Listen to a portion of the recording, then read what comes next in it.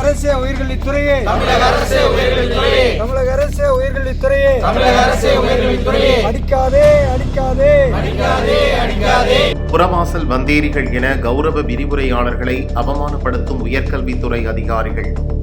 தமிழக அரசே உயிர்கல்வித்துறையே, தமிழக அரசே உயர்கல்வித்துறையே, வழங்கிடுக வழங்கிடுக வழங்கிடுக வழங்கிடுக. யுஜிசி நிர்ணயித்த யுஜிசி உயர்கல்வித்துறை அதிகாரிகளை கண்டித்து கொதித்தெழுந்த கௌரவ விரிவுரையாளர்கள் காலவரையற்ற போராட்டம். கேட்கலையா கேட்கலையா கேட்கலையா கேட்கலையா, எங்கள் போராட்டம் கேட்கலையா, எங்கள் போராட்டம் கேட்கலையா. உயர்கல்வித்துறையை கண்டித்து கூடுதல் பணிகளை செய்ய மாட்டோம் என கௌரவ விரிவுரையாளர்கள் அறிவிப்பு. தமிழக அரசே உயிர்கல்வித்துறையே, தமிழக அரசே உயர்கல்வித்துறையே, தமிழக அரசே உயிர்கல்வித்துறையே, தமிழக அரசே உயர்கல்வித்துறையே, 12 மாத ஊதியத்தை 12 மாத ஊதியத்தை வழங்கிடுக வழங்கிடுக வழங்கிடுக வழங்கிடுக. தமிழக அரசு கல்லூரிகளில் 20 ஆண்டுகளுக்கு மேலாக கௌரவ விரிவுரையாளராக 8000க்கும் மேற்பட்டோர் பணியாற்றி வருகின்றனர். உயர்கல்வித்துறை வழிகாட்டுதலின் அடிப்படையிலேயே இவர்கள் 1996ஆம் ஆண்டு முதல் பல்வேறு காலகட்டங்களில் நியமனம் செய்யப்பட்டு வருகின்றனர். இவர்களுக்கு அரசு ஊதியம் வழங்கி வருகிறது. அப்படி இருக்க கௌரவ விரிவுரையாளர்களை புறவாசல் வழியாக வந்தவர்கள், முறையற்ற நியமனம் இல்லாதவர்கள், சிபாரிசு அடிப்படையில் வந்தவர்கள் என உயர்கல்வித்துறை அதிகாரி அவமானம் செய்து வருவதாக குற்றச்சாட்டு எழுந்துள்ளது. தொடர்ந்து நீதிமன்றம் மற்றும் பொதுவெளியில் எந்தவித அடிப்படை ஆதாரமும் இல்லாமல் கௌரவ விரிவுரையாளர்களை அவமானம் செய்யும் விதமாக பேசி வருவதாகவும் புகார் எழுந்துள்ளது. எனவே அதிகாரிகளை கண்டித்து அரசு கல்லூரிகள் வாயில் முன்பு மாநிலம் தழுவிய முறையில் கௌரவ பேராசிரியர்கள் கண்டன ஆர்ப்பாட்டத்தில் ஈடுபட்டு வருகின்றனர்.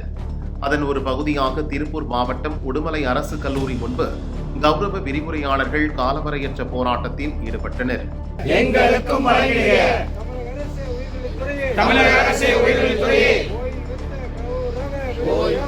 ஓய்வு பெற்ற கௌரவ விரிவுரையாளருக்கு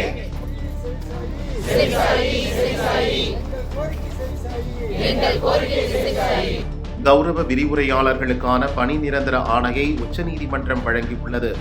ஆனால் கௌரவ விரிவுரையாளர்கள் புறவாசல் வழியாக வந்த வந்தேரிகள் என உயர்கல்வித்துறை அதிகாரிகள் தொடர்ந்து கூறி வருவதாக வேதனையுடன் தெரிவித்தனர். அரசு கலைக்கல்லூரி உடுமலைப்பேட்டை, நாங்கள் தமிழக அரசுக்கு பல்வேறு கோரிக்கைகளை வலியுறுத்தி இந்த தொடர் போராட்டத்தினை தமிழகம் முழுவதும் முன்னெடுத்து செல்ல இருக்கிறோம்.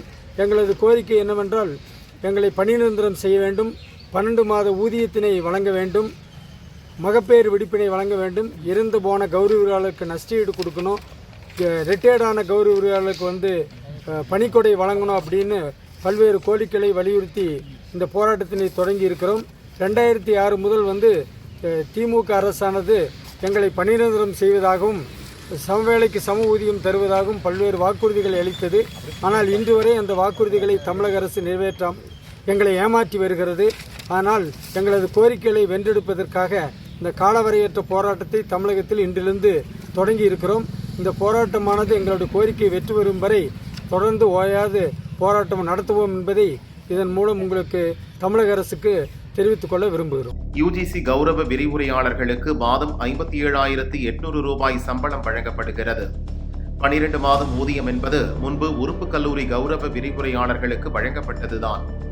அவர்களுக்கு சாத்தியமாகும் போது அதை அனைத்து அரசு கல்லூரிகளுக்கும் வழங்க வேண்டும்.